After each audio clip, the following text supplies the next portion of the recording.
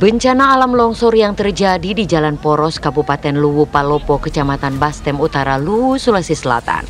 Akibatnya, longsor menelan 23 korban jiwa. 7 diantaranya meninggal dunia, sementara 3 orang yang berhasil selamat dirawat di rumah sakit di Palopo. Sementara 13 orang masih dalam pencarian. Dalam video amatir yang beredar, terlihat sejumlah warga berusaha menolong para korban dan mengevakuasi 2 korban yang sudah meninggal dunia. Dari informasi yang dihimpun, warga yang menjadi korban adalah mereka yang sedang antri melintasi jalan yang memang sebelumnya sudah tertimbun longsor. Saat antri tersebut, tiba-tiba terjadi longsor susulan dan mengubur warga yang sedang antri tersebut. Sementara itu, Ketua Panitia Pemilihan Kecamatan atau PPK Suli Barat Kabupaten Luwu Sulawesi Selatan berhasil lolos dari maut. Mansur akan menceritakan detik-detik dirinya bersama sang istrinya selamat dari bencana longsor tersebut. Ya, lalu bagaimana pemirsa kisah detik-detik korban longsor yang berhasil menyelamatkan diri dari maut? Kami ajak Anda bergabung bersama dengan Bapak Mansur, Kepala PPK Suli Barat yang kemarin berhasil lari dari terjangan longsor. Selamat siang Pak Mansur. Selamat siang, Assalamualaikum. Waalaikumsalam Pak Mansur, kondisi saat ini sehat Pak? Alhamdulillah saya dalam kondisi baik-baik. Istri saya masih terbaring di ruangan rumah sakit. Oke, Pak Mansur, kemarin Anda berhasil selamat ya Pak. Mungkin bisa diceritakan kronologis kejadiannya seperti apa Pak? Ya, terima kasih. Baiklah, pada sekitar jam 9.20 saya tiba di TKP dan saya menemukan beberapa orang yang lagi ngantri untuk menyeberang ke Bantilang. Dan saya juga sempat berpikir untuk lewat, tapi setelah saya melihat kondisi jalanan yang tidak memungkinkan untuk bisa lewat, sehingga saya mengurungkan niat untuk menyeberang. Dan saat itu sebelum saya balik, saya mengajak istri saya untuk mengambil video sekitar 5 menit. Setelah itu saya mengajak istri saya pulang. Ayo kita pulang aja, karena kondisi tidak memungkinkan untuk kita bisa lewat. Nah, saat itulah pas saya mendorong motor dan istri saya mengambil ranselnya, tiba-tiba reruntuhan kelihatan dari atas dan bahkan pohon yang di atas puncak itu sudah tumbang, sehingga saya berusaha untuk lari melarikan motor saya, tapi pas motor saya dihantam tanah, saya langsung lompat terjun masuk ke dalam jurang dan sekitar 30 meter. Nah, setelah itu saya terjungkal masuk, saya sempat berdiri dan jatuh lagi, dan saat itulah saya sadar bahwa istri saya ada di belakang saya.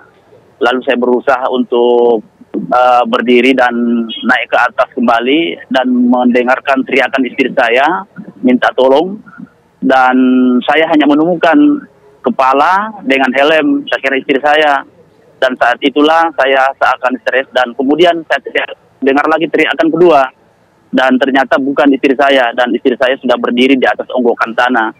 Dan alhamdulillah saya berusaha untuk panggil karena saya tidak sanggup untuk naik ke atas reruntuhan itu, dan dia berteriak bahwa saya tidak sanggup jalan karena kaki saya patah. Saya bilang turunlah, berusaha untuk jalan.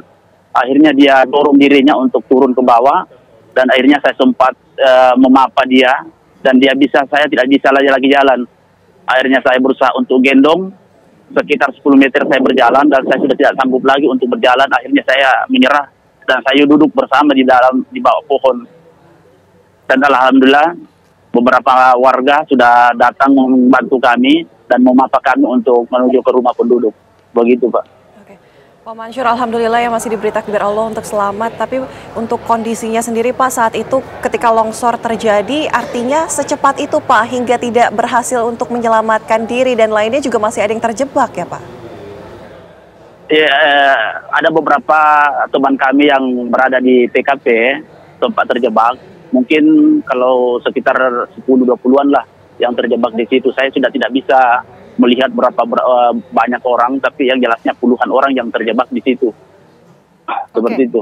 Pada saat kejadian Pak sempat merasakan ada getaran sebelum pada akhirnya tanah longsor nih menimbun jalan tersebut atau tanda-tanda lainnya?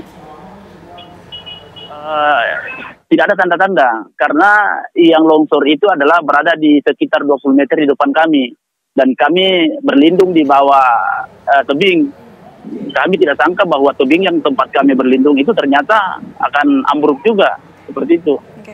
Pak Mansyur, apakah di wilayah tersebut, di jalan tersebut yang tampaknya ini sudah diberikan jalan begitu ya, pernah juga terjadi longsor sebelumnya, Pak? Memang jalan tersebut kan memang rawan longsor, Bu, karena dia adalah gunung dan tebing, sehingga pada saat musim hujan itu pasti ada longsor, walaupun tidak separah yang kemarin. Apakah jalan tersebut adalah satu-satunya akses, Pak, atau sebetulnya ada jalan lain yang bisa dilintasi? Sebenarnya sih ada jalan lain, tapi dia masih kurang mampu saya lewati di situ karena dia puncak. Dia tanjakannya begitu terjal sehingga saya tidak bisa lewat di situ, di daerah Buah. Satu-satunya jalan yang menurut kami bagus ya melalui jalan itu. Oke. Pak Mansyur, untuk longsor pertama kan sudah terjadi, kemudian dilanjut dengan longsor susulan. Ketika longsor pertama terjadi, Pak Mansyur sudahkah mendapat informasi ada jalan longsor di wilayah tersebut? Sama sekali tidak ada informasi bahwa ada longsoran di situ. Nanti pada saat kami tiba di TKP baru kami melihat bahwa ada longsoran, karena menurut informasi yang kami dapatkan bahwa longsor di situ terjadi pada subuh hari. Oke.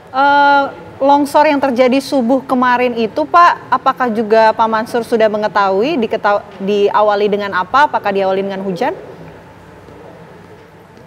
Itu memang pada hari Ahad sempat memang hujan deras dan kami memang sempat terjebak di Bilopa dan kami hanya tinggal bernaung di situ. Tapi di pikiran memang saya bahwa besok saya akan ke Bastem mengantar istri saya.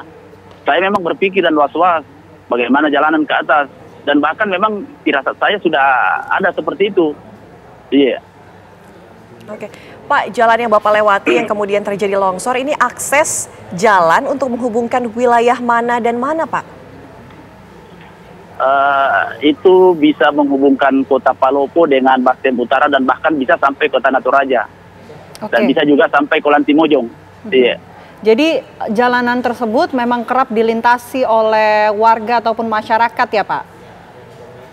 Iya, karena memang jalanannya sudah bagus, karena jalanan di situ sudah aspal semua. Oke, untuk kondisi saat ini Bapak sudah mendapatkan informasi, Pak, mengenai longsornya, apakah masih berada di sana atau sudah diambil alih untuk proses evakuasi dan lainnya, Pak? Menurut informasi yang kami dapatkan bahwa tim SAR dari Kabupaten Luwu dan Kota Palopo sudah berusaha untuk melakukan perbaikan di jalanan tersebut, dan menurut informasi yang kami dapatkan itu dari kemarin sampai hari ini sudah bisa dilalui kendaraan motor seperti itu. Baik, mudah-mudahan untuk kondisi dari keluarga Pak Mansyur, istri Pak Mansyur dan juga korban-korban lainnya yang saat ini masih mendapatkan penanganan bisa segera kembali pulih seperti biasa. Terima kasih Pak Mansyur atas waktunya di Apa Kabar Indonesia Siang. Ya, selamat siang.